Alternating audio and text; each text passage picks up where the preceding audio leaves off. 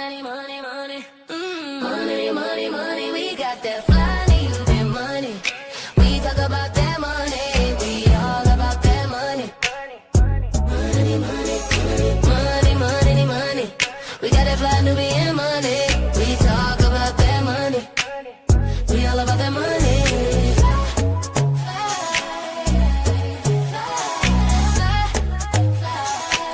We love our black skin, our melanin, always focusing in on that money. We always win, money never thin, cause we hustling, always focusing in money, money, money, money, money, money. We got that money, money, money, money, money. We that fly Nubian money. Boss talk, don't it? We stack it up.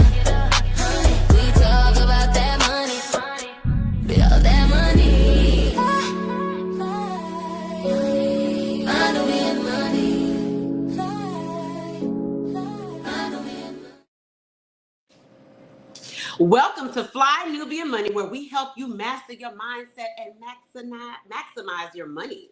Today, we're talking about automatic military registration and what it actually means. Right now, the government is moving towards registering young men for selective service automatically, using data they already have, so there is no sign up, no form, and once you turn 18, you are in the system.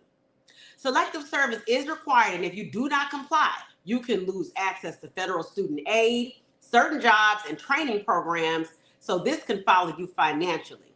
This shift is happening because the government wants a more complete and efficient system with fewer people slipping through the cracks and more control over the database. The reality is a lot of young men do not even know this exists until it affects them. And for young Black boys, that lack of information can turn into lost opportunities. So the question is not just what it is whether you know you are in it and whether you understand what it can cost if you ignore it. Today, I am joined by the best queens in the world. First up, we have Dr. Felice, resident therapist and the B. Big coach. Hey, the B. Big coach. Hey. Looking good, sis. How you doing?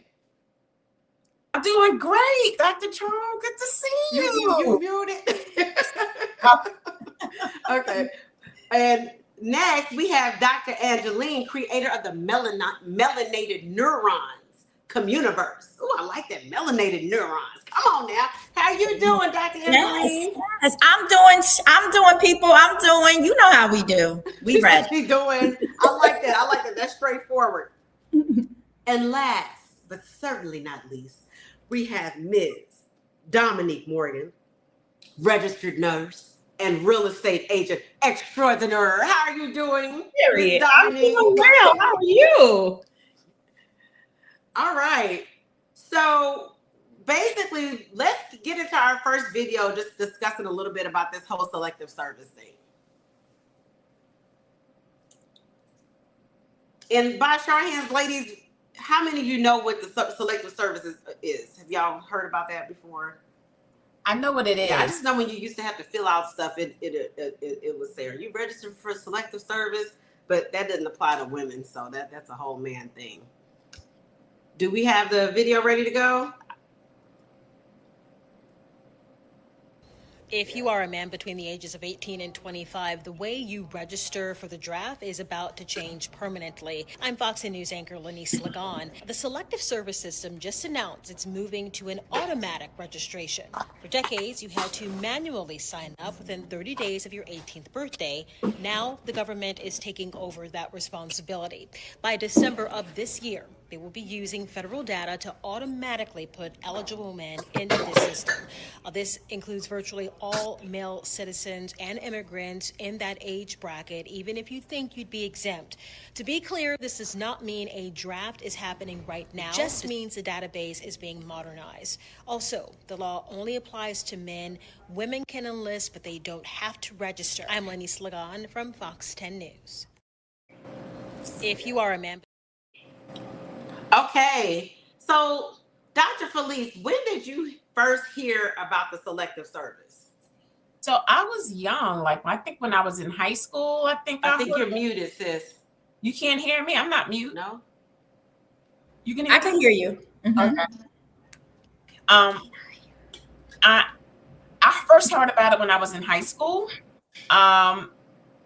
And I don't know what was going on in high school around that time, but I heard about it, but it wasn't automatic. It was on a voluntary basis that the men could go in and that they could sign up to be, or they had the possibility of being drafted if we were to be in war. So I did hear about it as young as that when I was in high school.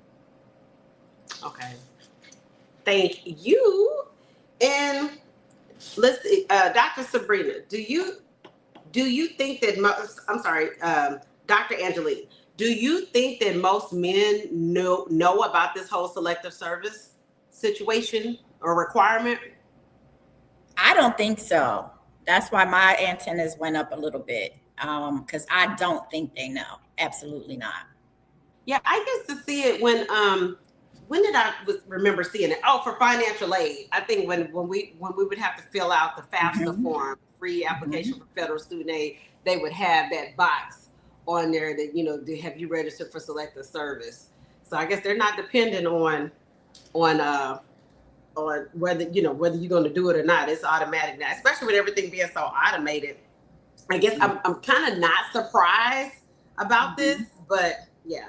So Dominique, what's your first reaction to automatic registration? So my first reaction, I don't like it. Now, I'm not opposed to people going to the military, but forcing people to go, and especially in this climax where we have this war going on and we don't understand it, we're not clear about it. I just hate for people to have to be forced to do it. Now, I do believe that it's a potential opportunity for people that, don't know what they want to do, and they could potentially be set up in terms of, finances. It's almost like college, but not college. But I just don't believe that they should be forced to do it. All right. She came with it. Okay. All right. So do any of you ladies have either served in the military or have family that has served in the military, close family? So I actually had one of my best friends, because at one point I was interested in going into the Navy. But at the time, it just wasn't enough exposure. Like if it was right there, then I probably would have went. I had a friend that she started off with ROTC in high school. They paid for her to go to college. They gave her a stipend, and then she enlisted, which kind of gave me the motivation to want to do it. Again, I just didn't have the resources, and it worked out well for her.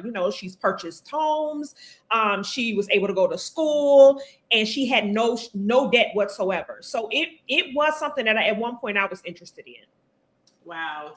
Yeah, I definitely have military in the family. My father was in the Air Force. I actually have his flag from when he passed away that was draped over his casket. My sister's Air Force, and my daughter's father was, is in the Army. He's a major in the Army now. But when I was pregnant with our daughter, he got deployed to Afghanistan. So I spent my entire pregnancy alone. This is back when people were writing letters. I think they did let them have like a little email system, but it wasn't very ubiquitous. Again, war in Afghanistan, that was like 26 years ago.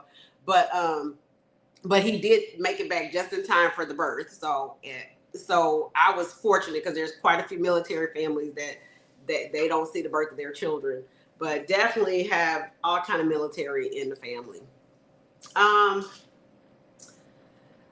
Dr. Angeline, do you think the government should be able to utilize people's data like this? No, I don't. I don't agree with it. Like Dominique, I don't agree with what they're doing. First of all, I don't trust the government to utilize anything of mine, especially now in this climate. I know the good parts that could happen, but I was like, this is a set up. I was like, I do not trust these folks. And especially when Donald Trump avoided going his own self. Now you're going to set up a system for and your kids and your family. Ain't none of them served. Now you want to set up a system for everybody else to automatic. No. And then you're the ones that keep saying the government is too much in our business. So I'm not understanding this. Well, I am, and it's some serious red flags for me. Some flags. I haven't said hello to the chat, and I want to extend my apologies because we are 12 minutes in, and I gotta shout out the chat. So, chat, any of y'all served in the military? If you did, what branch? Put that in there. Hey, double A 82. Okay, good afternoon to you. Armando Wall says they use war for population control and to stealing resources. We pay for it in blood. Woo! That's deep. That is really deep. Dennis Pragan 6862 says, I went to prison in 2004 and received my selective service number. They said convicts will be the last to be called if need be. Baby, they gonna call them the convicts, child. Okay? I mean, if you can survive prison, you can survive a war. So, and they're able-bodied. Double A 82 says, hey, Air Force veteran, hey, all right, Air Force in the building. So what happens when you don't comply? Do people even know? Do y'all have any idea what's gonna happen? Are they gonna throw you in prison? Any ladies, Dr. Felice, you have any idea? What do you expect? Any speculation? I think I read them saying that if they don't like register or they don't want to do it, they don't get a lot of the benefits that would be afforded to them if they did. So I don't think that that's a big issue because I don't know if the benefits are that great for them to say that they want to automatically sign up. I mean, right now there's no more DEI. So what benefits are they stating that they're going to miss out on if they don't automatically want to be listed in the draft or selected services? And so I think it's okay. I think it's a win-win if they don't want to do it. I think now though, I'm not surprised that it's being done automatically. I think that there's something bigger that they're planning for that's coming down the pipe. And I really think that we need to spread the word and let our friends, family, and everyone know what's happening so that they prepare, their young men for what's happening and educate them about what their options are and what outcomes could look like for them so that they can be prepared for whatever it is they choose to decide. And then Dr. Felice, I just want to ask a follow-up question. Like, I know you can't disclose patient data or anything like that, but have you worked with veterans and what do you think like the psychology of this whole, like how this may affect men psychologically to be, to have this automated selective service thing go on now, be instituted? So I have worked with veterans. They're a real specialized group, so they're not my specialty, but I have worked with them because their stuff can get really intricate, deep, and complex. And so I really do feel for our veterans, especially the ones who have experienced the trauma of war and what war can do on the psyche. I think it depends on the generation and who you're talking to when it comes to war and the possibility of war and signing up. I think this new generation, I think they have a different mindset than previous generations when it comes to what this could mean. I think they're more socially motivated. I don't think that a lot of them necessarily agree with what it is they're seeing in the news about this war and the lack of data and reasoning as to why we're possibly in war. I think they're more quick to protest than necessarily want to automatically be signed up. And I don't think that they have the mental, not all of them, but the mental capacity of what it means to be enlisted. Like going, even in the, from what I hear, when they go into the first few weeks, it's almost like a hazing process. You know what I mean? Like they're in a super steroid fraternity and they're being hazed to be able to build up their mental stamina for what it means and to prepare them for war. And I don't know if we've done a really good job of mentally preparing our younger, this Gen Z and afterwards, for what it really means mentally and then emotionally. So I think it's going to be real tricky. And I think that therapists are going to have to be on standby to be able to help families and these young men through it.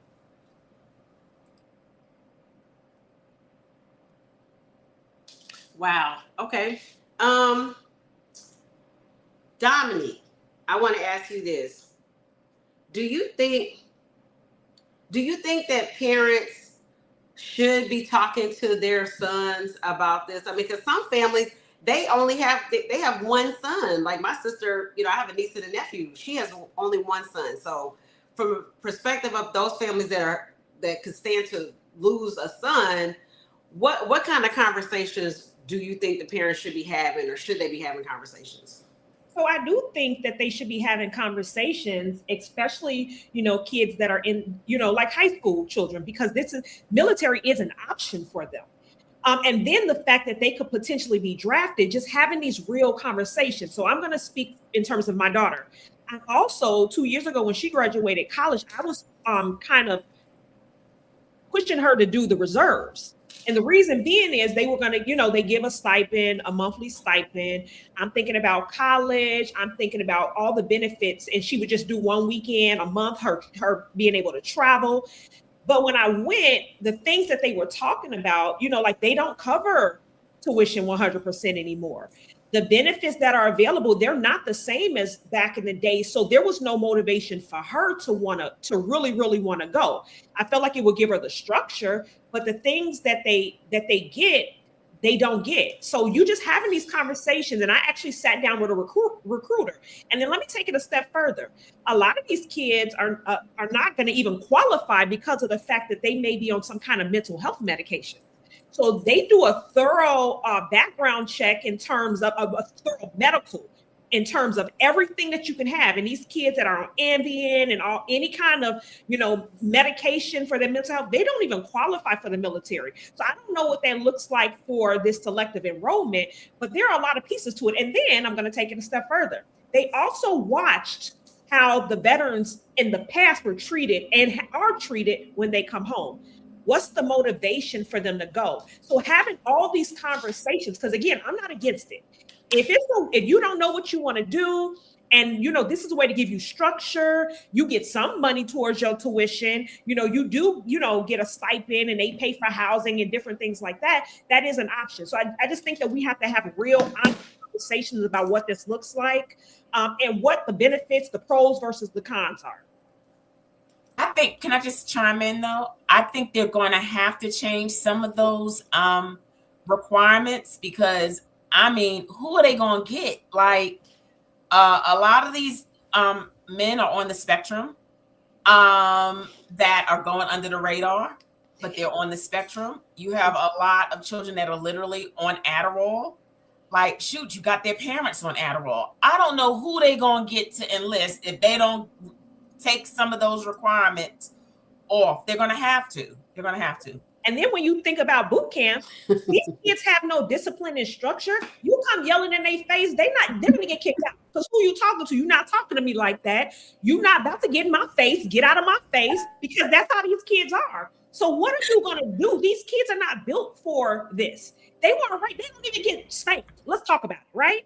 They don't get whooped. They were gentle parented, most of them. How do you go to a military with this structure? You got to run. I don't care how tired you are. They're not doing this stuff. So in reality, they can do it and they can take the kids. But what's really going to happen? Them kids are going to be sent home. They're not going to survive. Well, I'm cracking up because they kept telling me, you should go in the service. I was like, because ain't nobody going to tell me what time. That was me, Dominique. Ain't nobody going to tell me what time to get up. If they yell at me, I'm yelling right back. So I'm telling y'all now, don't be trying to pressure me to send me nowhere, because they're going to send me right back home. So don't do it. And then I'm thinking about, too, especially with our Black children, how many are committing suicide? Let's talk about the number of rapes that go untold in the service. All of that information is coming out about, especially for our women that are enrolling and going in there. And like you said, they're looking at what's happening to people. And a lot of people are getting hit on what happened to some Black people service-wise back in the day when they came out. They wasn't able to get the houses in the right neighborhoods. They were, right? All that historical stuff. And so I'm with y'all, like, a lot of these young people, they don't trust the government either. So absolutely not. But like you said, if that's something that you want to do, then go right ahead. By all means, go right ahead. But nobody, I don't want nobody telling me what I got to do. No. I love the conversation because I agree with that. And back to the Gen Z and them not putting up with stuff. I mean, because our generation, or at least I know my generation, it was like go to school, get a job, go to school, go to college, graduate, get you a good job, and stay on your job 20 years, and then you can get a pension. Not now. People, nobody has pensions anymore unless you work for the state or federal government. These kids now, they want to be influencers. They want to have a following. They want to build a business, something that's passive.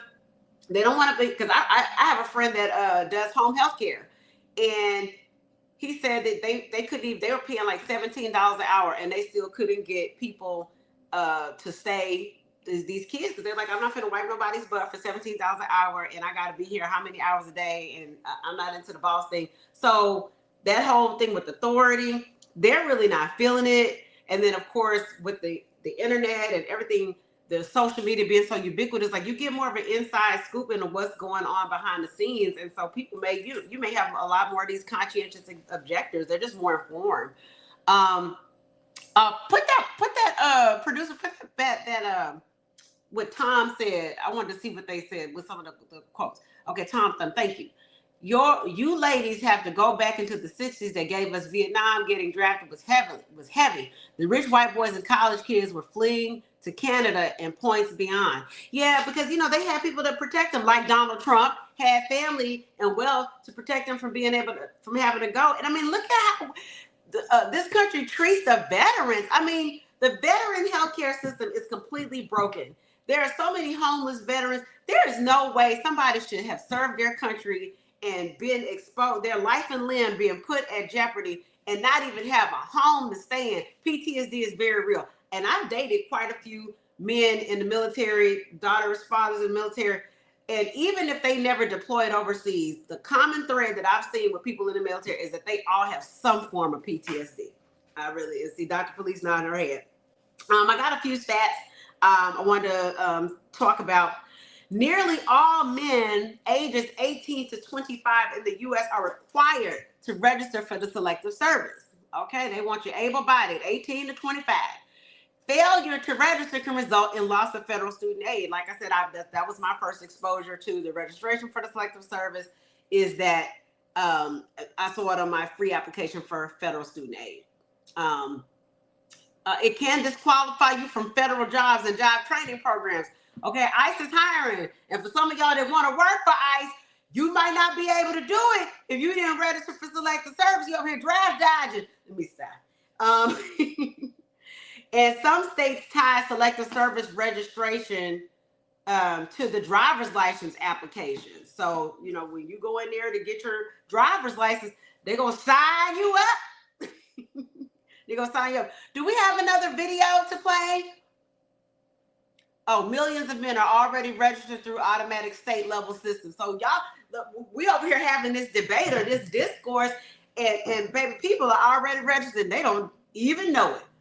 And Selective Services has not been used for a draft since 1973, but registration is still mandatory. So basically, they're saying that the draft hasn't been enacted since 73, but registration is still mandatory. And we all remember that famous case of Muhammad Ali. I mean, that went all the way to the Supreme Court. He lost his boxing title. They stripped him of his title at the height of his career. And the fact that he came back from that is just illustrates how much he was the greatest. But I don't know too many athletes that can be stripped of their title in the height of their career, have to fight and go to the Supreme Court to not have, because he had a religious objection to going. He said the Viet Cong ain't never did nothing to me. Okay.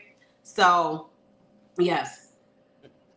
Y'all saw this? Automatic registration for U.S. military draft to begin in December. To my understanding, I thought the war was won. To my understanding, last June, we had obliterated Iran's nuclear capabilities. To my understanding, I could be wrong. I could be allowing my lying eyes to see something that the United States government said, and it might still be up on the White House website, that they destroyed it.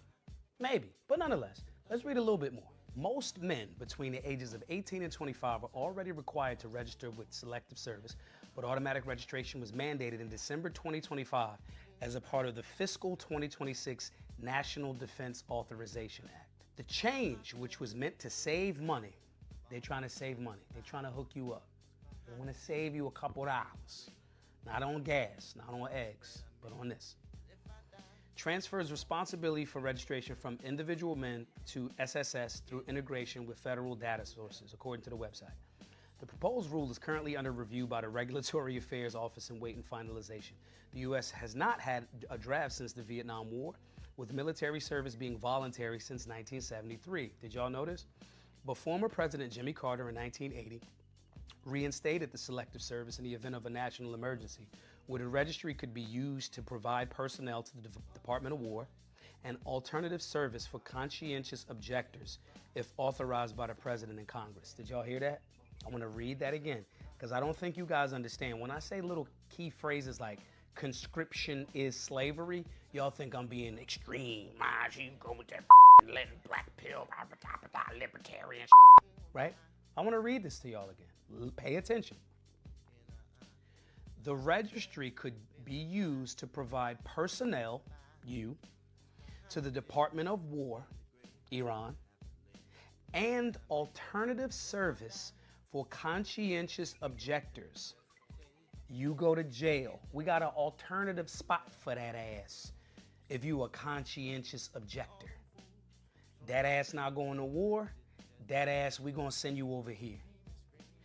And the beautiful part about this, when the story gets told for people that are conscientious objectors, later on people call those people heroes. They say Muhammad Ali was a righteous man for standing up for what he believed. But right now you got people on the right saying, if you even question this war, that over 30 generals that have been fired said, absolutely not. Why would we do that, right? If you even question it, you're going to get fired or ridiculed or questioned by some of these media pundits and whatever. This is forcing a lot of you into becoming the silent majority. Stop being silent. Disregard for and disagreement with does not mean that you're not patriotic. It actually means you're more patriotic because you're not just doing what the government said. Your founders of America structured a government that was like, we are kind of like the government. Make sense? You also. Wow, that was something else. Miss Dr. Angeline, what are your thoughts on what the brother said in the video? That was a lot. It was a lot that brother said in that video. I agree. I do agree with a lot of what he said. I was thinking about it from the enslavement perspective too, that he was talking about. Because I was like, under this government, I just know, I firmly believe, let me say that it's going to be ours that's at the front of the line, just like in times past. This whole thing has me just, I'm a little nervous, Dr. Charm, about all of this. I really am. To then try to talk to us about the draft. And I didn't know that Jimmy Carter put this back. So that was interesting for me to find out. But to say something along the lines about this draft not having taken place, almost to try to make us think, like, don't worry about it. We haven't had a draft since I don't know how long. We're just doing this to put things in their proper perspective, just in case we need to be ready. And then with these nut jobs in the office, I'm like, we might have to be ready at any point in time, right? So, I mean, I agree with a lot of what the brother said. I really did like it. I can't wait to start asking people, do they know about this story? Because this was good information for me. Yeah, I mean, we're going to war every 3.5 business days. I got a few little stats concerning Black people in the military. Do you know that there are over 350,000 Black and African American personnel serving in the U.S. active duty and selective service? We make up 20% of enlisted troops. And then we also make up there are 2.4 million Black veterans in the United States. What else did I want to say? So we're 13% of the population, but 20% of the military. And that's it. I'm sorry. And then to say if you don't go, you could wind up in jail. Like, this stuff is deep. It's deep. It's really, really deep. Especially when we look at the disparities of who's in prison and who's not, and for what reasons. And now this on top of it, because I could see a lot of our kids saying, just like Dominique said, don't tell me I got to go. Right. So now what? You want to go to jail next? Right? Now prison again? Crazy. Crazy. Deborah, yeah, I would like to hear some more Black and military stats. So roll down. Okay, so Black Americans have served in every war this country has fought, from the American Revolutionary War to today. How many of you all know? I mean, if you got a quality American education, that Crispus Attucks was the very first person to die in the American Revolutionary War, and he was Black, and he's Black and indigenous. But yep, very first person to die. And so I want to ask a question. Oh, during the Vietnam War, Black soldiers were overrepresented on the front lines and in casualties fighting a war abroad while battling racism within their own rank. Hence, Muhammad Ali saying, hey, no Viet Cong ain't never did nothing to me, okay?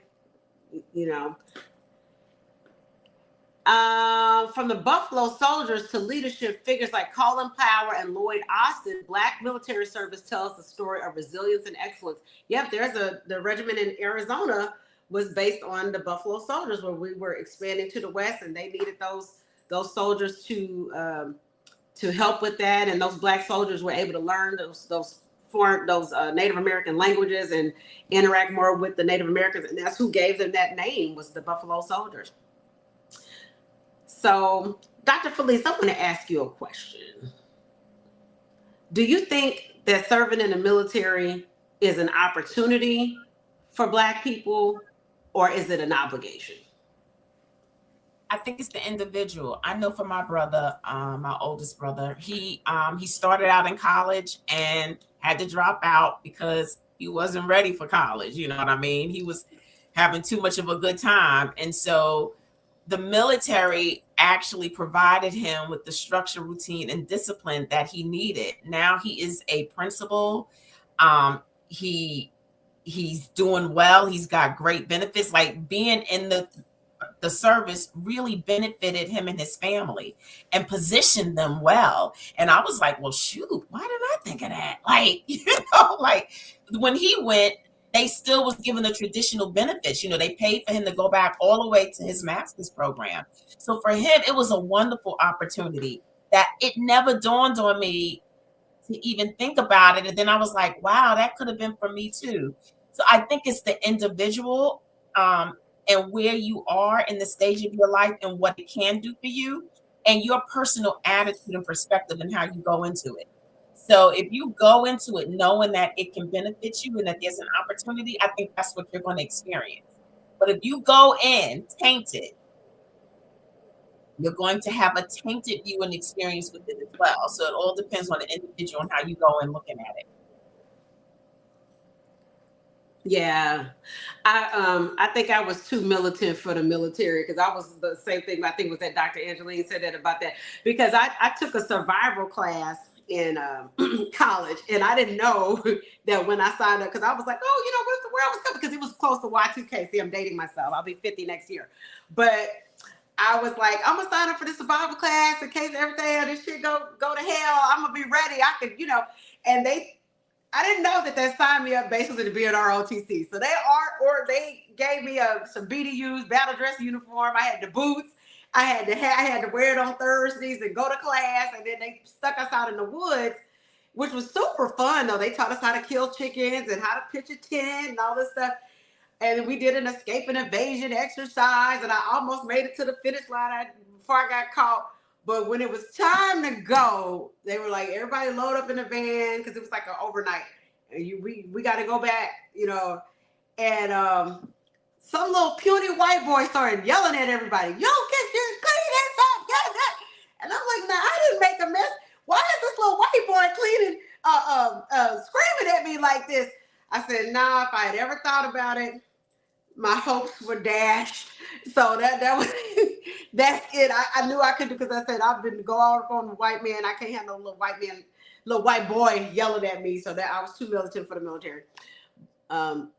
But I think that the benefits of the military are vast and many, and the veterans, they get these benefits and they deserve the benefits because we don't know what they go through. I mean, I have a family, that has been that were prisoners of war and have PTSD and things, and so you just don't know what they have to deal with. So when they get the veteran disability, it's a reason they get these benefits, but some of them get a check for the rest of their life. If they're 100% disabled, they can go to school on the GI Bill. They get the veteran home loan. It's 100% loan as a realtor. Dominique knows about this. As realtors, they do not have to put any type of down payment down, only maybe need to get help with closing costs if they don't have a closing cost. But it's a lot of benefits to it, and they deserve every last bit of it. That's all I gotta say.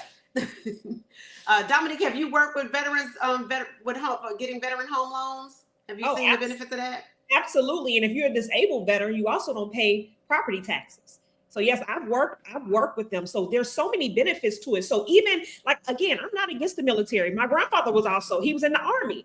My grandfather, he started at 18. By the time before he was 40, he was already retired. He retired from 3 different places in his lifetime, had tons of money because he had the pension coming in from the military. He had his first job he retired from. Then he had another job he retired from. I think there are benefits to it. But like Dr. Felice said, it's a mindset and it's what you want to do. So I would never discourage, a person from going, but it has to be that individual's decision, to want to go, because there are benefits to it. Some people need the structure and discipline. Like for me, somebody hollering at me really don't bother me. I'm gonna do what I need to do, and I'm gonna keep it moving. And I know for some people, it's like, you're not yelling at me. That stuff doesn't do anything for me. What is my bottom line and what is my goal? When I got a goal in mind and I got stuff to do, I'm gonna do what I need to do, and you in my way. So you just gonna holler, and inside I'm probably laughing at you. But I got to get my money. I got to get what I'm accomplished. And you are just in the way. So I'm gonna let you holler and I'm gonna keep it moving. So I really think there's a lot of benefits to it. It just depends on what you want to do. So that's why I was encouraging my daughter 2 years ago, because I'm like, you don't have to enlist full time. Go to the reserves and see if this is something you want to do. You're going to give them 1 weekend a month. You can do it somewhere else. They pay for your travel. They're telling you everything that they're going to do. And then when you graduate, even though they're not paying 100% tuition, you give it 1 weekend a month. And then I forget, it's so many weeks, the year, right? I say you can do it during the summertime. It's money coming in that you're getting monthly. You're getting a stipend. They're giving you some money towards school. Then when you're done, you can purchase. So I was trying to set her up. But again, it has to be your individual choices. And you have to know what you're getting into. So just having these conversations. And I feel like this climate is making it difficult because they are going out fighting and we don't even understand what we're fighting for. We're fighting for ego. We're fighting for, pride. We're not fighting nothing real. So then that makes it difficult for people to want to believe in this anyway. It's not like the thing people want to do anymore. But think about it too, Dominique. There's never been a war that people knew why we were really fighting it.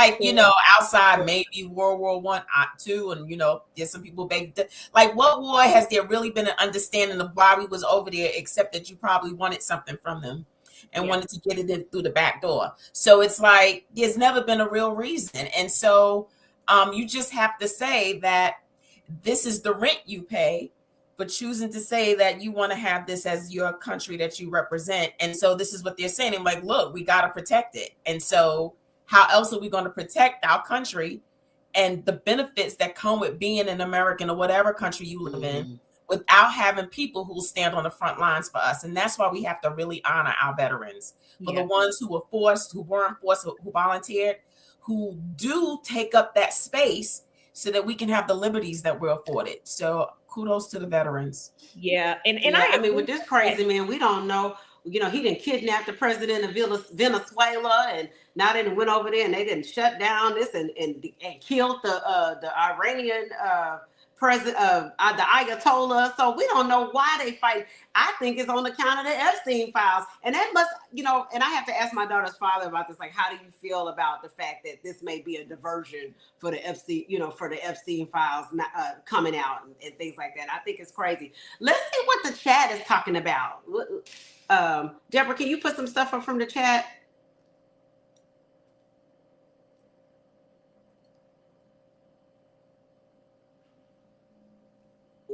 K. Let me see. Well, I'll click on what I can see here. Let's see. Selective Service. Who was talking about a home wrecker? Okay, double A. A home wrecker is a person. Wait a minute. Why am I Siri talking about a home wrecker? Okay. Since Armando Wall said 683 said, if I could just remember the name of the first indigenous black man whose name was changed to disassociate him from the land. After him, it became the process. Long after that, Jesse Jackson helped. I think you were talking about Crispus Attucks, Armando. Yeah, I think you were talking about Crispus Attucks.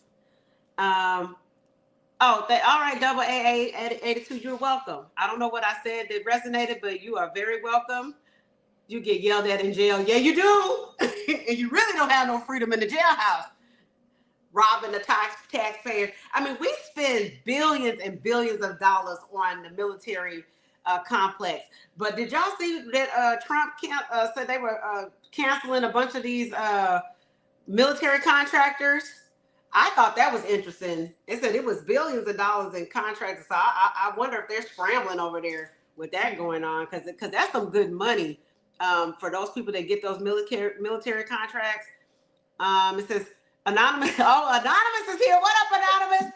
It said, I got no problem being drafted as long as Trump's son go with me. Don't put Anonymous on that one. Right. And Trump too. Send him too while you at it. Yes.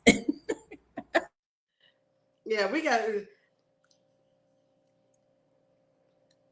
Oh, okay. Armando said it wasn't Crispus. Okay, Armando, correct me, honey. Look, I don't know everything. So if it was somebody else that wasn't Crispus, I know Crispus had indigenous blood, but if there was somebody else, then let us know. Yeah, it's oil and greed for sure. You know, we're on the oil standard. There was opportunities to be on other standard. Every time somebody tries to invent a fuel cell or something running on water, they always get unalived unexpectedly. So this is where they decided the money was going to be made off of the petroleum industry, and that's how this economy is set up. Do you trust the system behind this, Dr. Angeline? Hell no. Absolutely not. I don't trust nothing that the system does. No, I can answer that real quick for you. I don't have to think about it. I don't need any time. And whoever said that oil and greed I'm with them. That's what this is. Look at all the countries now, like you said it, Dr. Charm. Venezuela, brown and black people. Iran, brown and black people. Iran even wanted at one time, right? Remember when they kidnapped all of those people, and then Iran sent the black ones back. Yep, they let them go. Right? Absolutely. Now you want to mess with Cuba, black and brown people. That's why I said absolutely not. I'm not saying anything bad again about anybody who wants to do this. You already heard all the benefits. I think it's great. But I think this is a straight setup. Absolutely not. No, Wow. I don't. Dr. Felice, do you think that they should be getting people's consent to do this from your perspective, being the learned doctor of psychology here? What is your opinion? I think that you always want somebody's consent before they go and do something, right? Like when people are forced to do something, no telling what's going to happen when they really get on those front lines. If you are not a willing participant, then you probably are going to, you can turn into a traitor. You might not do what it is they tell you to do. Like you want people who say, and they want their yes to be their yes. You want committed people. Now, I do also think that they run the risk of getting extremists too, who are going to sign up. And so you've got, it's this balancing act, but you always want people's consent to make sure that it goes well for us ultimately. And when you have people who are forced, no telling what they're going to do when they get on the front line. Yeah, I think that's important. Dominique, why do you think this conversation isn't louder? Because to be honest, I didn't know about this until I saw the show topic, and I'm online all the time. I think that, people don't really take it serious, or they don't understand, so I think those are some of the reasons. And I just think that we have to have platforms like this that are having these conversations, you know, so that we are aware of what we need to talks that we need to be having with our young men, you know, so that we can kind of guide them, because imagine them being in that situation. And I agree with Dr. Felice. You don't want to force people to do something that they don't want to do, because, you know, imagine somebody forcing you to do something. You're going to be angry. You're going to be resentful. You're not going to want to cooperate, because it's like, you made me do this. It's not what I want to do. Ideally, what they should do is make it more attractive to people that would potentially consider it if it made sense. They're snatching away benefits. They don't treat our veterans well, and then they want people to go serve for our country. Like you said, Dr. Charm, no veteran should ever be homeless or without health care or struggling. That doesn't make sense. They sacrificed, you know, to better America, and they're struggling. So you got to make it more attractive for people. People will want to do it if it makes sense. My daughter was willing to do it, but when we got there, it didn't make sense to her. And she's just like, no, I'm not. She was like, they're not paying for my tuition. I told her 100%, because I know back in the day, they did pay 100%. They're just going to give me a little small stipend. I can go get a little job and I can work, you know, a couple of days a week and make that money. You got to make it more attractive for them so people will want to do it. And then you don't have to force people to do it, because there'll be, you know, back in the day, they were banging the doors down to do it. And I think it needs to be celebrated. You get basketball players are more celebrated. Everybody else is more celebrated. But if you go to trade school, if you go to the military, you hear nothing about it. They celebrate what is it, National College Day, where everybody talks about the colleges the kids are going to. We don't celebrate anything else. If we celebrated it more and we had more benefits surrounding it, then you'll have people banging the door down. When they come home, they used to celebrate the veterans when the military people, when they came home. They don't do that stuff anymore. So why do people want to participate in something that they're not getting? It's no benefits. There's no celebration. It doesn't look appealing, and nobody even thinks it's fun. Why would they want to do it? They're not going to want to do it. Yeah. Well, I think, you know, even ICE giving them like a $50,000 signing bonus or a $20,000 signing bonus or something like that. So, okay, that's I found this on the web. I'm turning it to my damn Siri. It's so if they were given $50,000, and I know the military does give them some type of bonuses and things, especially when they re-enlist, but if they were given more benefits, hey, you got automatic housing when you get back, you got free health care for the rest of your life. That's not through the VA. Like, you can choose to go to the VA, or you can got private insurance. If you make it really attractive, baby, you have all kind of folks signing up. And I like what you said, Dominique, about the athletes. People want to be athletes and they want to be influencers, but they don't want to be in the military. And that reminds me of Pat Tillman. He was an NFL player. And he died. He volunteered to go to war and died. Believe it was friendly fire, but either way, I mean, he still died in the line of duty for his country, and he was an active NFL player. And I remember him, you know, very vividly, because he was from Arizona, and I lived in Arizona at the time when he died. So, you know, you got to think about that kind of stuff. Deborah, can you show me some of the chat? What is the chat talking about? I mean, I think this has been a good conversation so far. You know, this and y'all got some strong opinions, and I love it when we can come together about that. So while we waiting on the comments to come up, another thing. Okay, let me go in here. In terms of the military, D3DD440 says the military sounds like slavery. Anonymous said Pat Tillman was a fool. I mean, whether you think he was a fool or not, he still volunteered, and he didn't need to. Like, he went and volunteered to serve his country. Oh, Armando says the queens are cooking today as usual.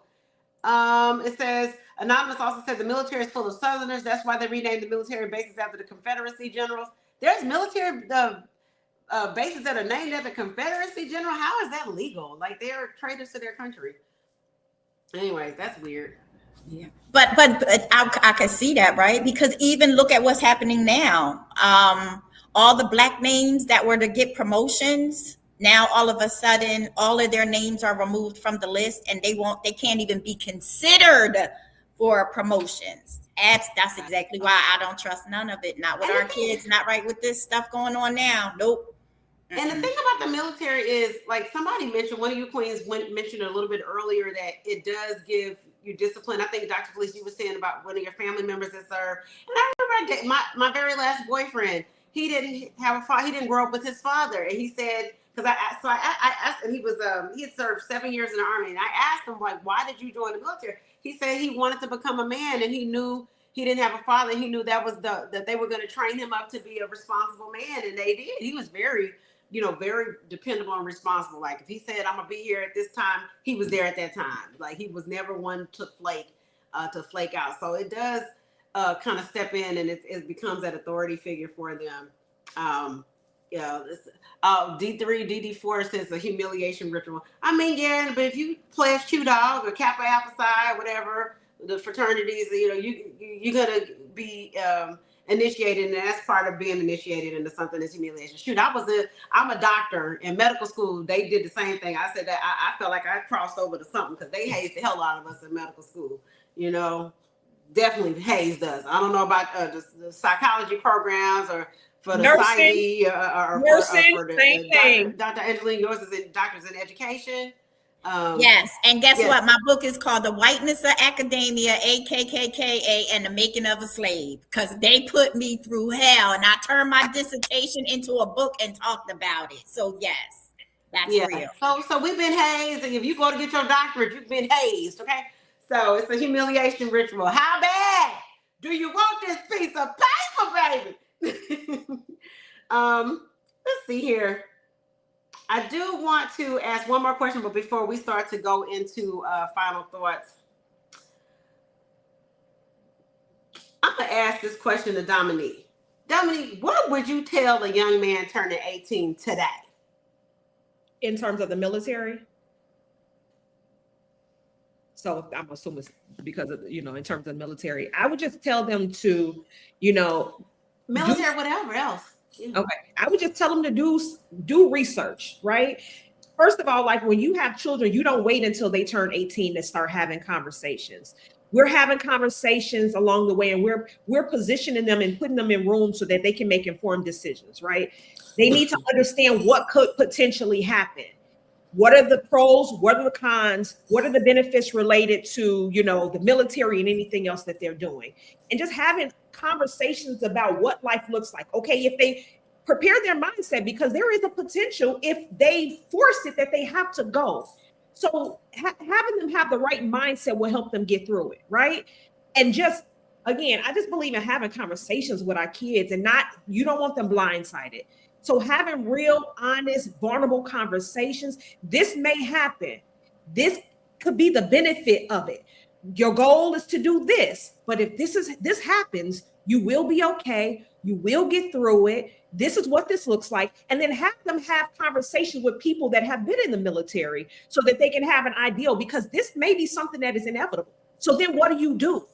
They have to go potentially, or they can, end up in jail. They can end up with fines. It's like, okay, what do you do? So just having conversations, positioning them, putting them around people that can give them real, honest information about the military, what this looks like, and then just talking to them about the selective enrollment, because they need to know about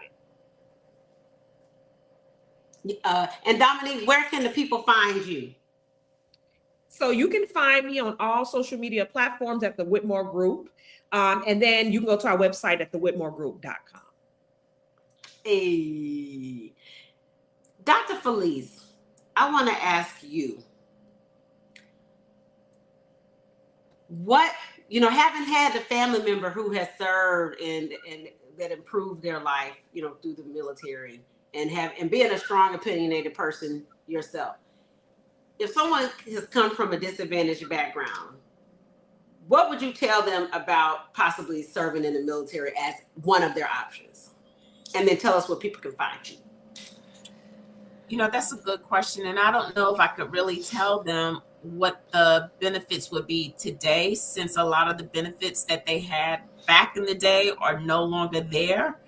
So I'm really going to encourage them and parents to cash in on that individual child's purpose, plan, and call on life, and explore those options instead of the military. I would tell them to look into what it is they're really good at, and then explore and exhaust all the resources available to them to pursue that. I don't know if the military is their best route anymore.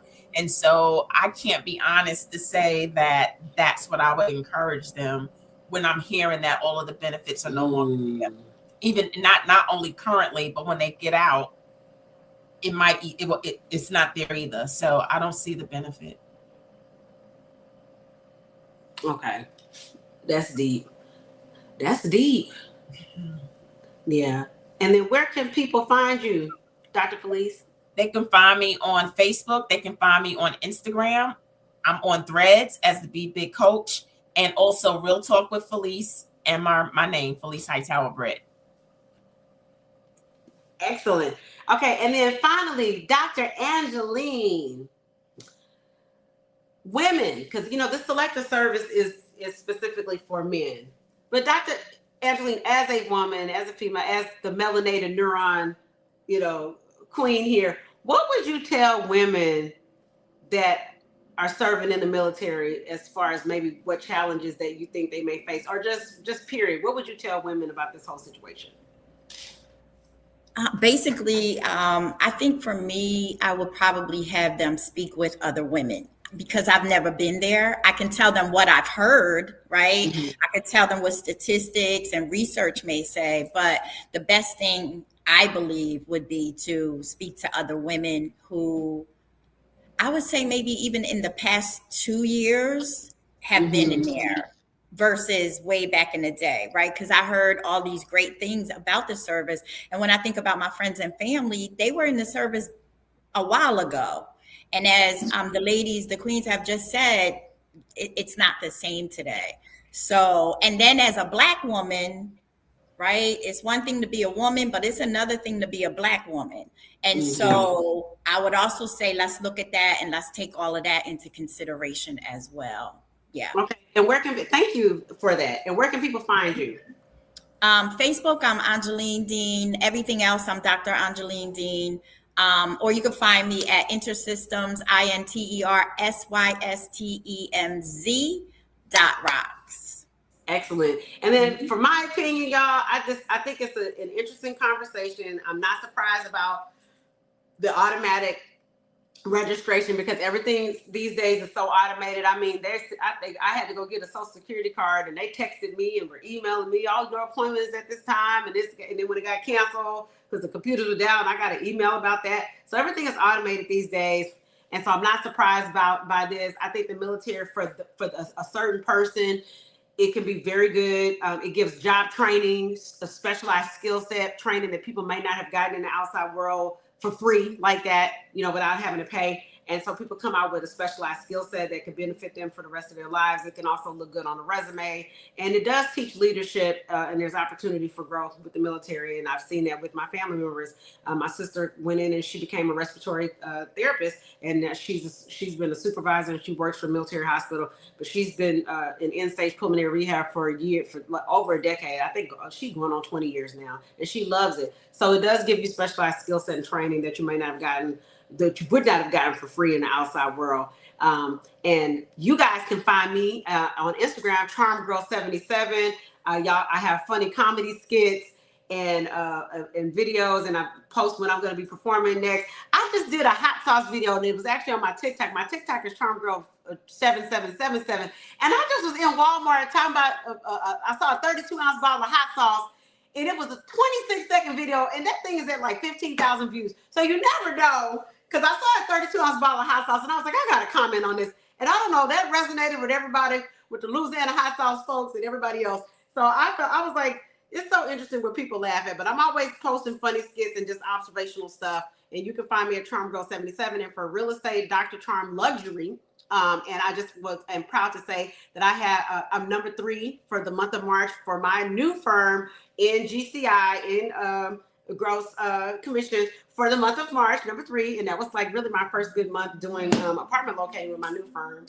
Just lastly, we do want to honor international Black women. Dr. Agnes Benagwaho of Rwanda, former Minister of Health, who helped rebuild Rwanda's healthcare system after the genocide. She focused on making healthcare affordable and accessible at a national level. Under her leadership, Rwanda reduced out-of-pocket medical costs and expanded insurance coverage across the country. Her work shows that systems do not have to work against the people. They can be designed to support them. Shout out to the chat, Anonymous, some of our other folks. I'm sorry, I can only remember Anonymous right now. Armando Walls, the Real Black Lexicon. Everybody, just thank y'all for participating. Thank y'all for coming in. Double AA 82. We love you. Excellent. Thank you so much. And y'all have a great one. Thank you. Thank you for the congratulations.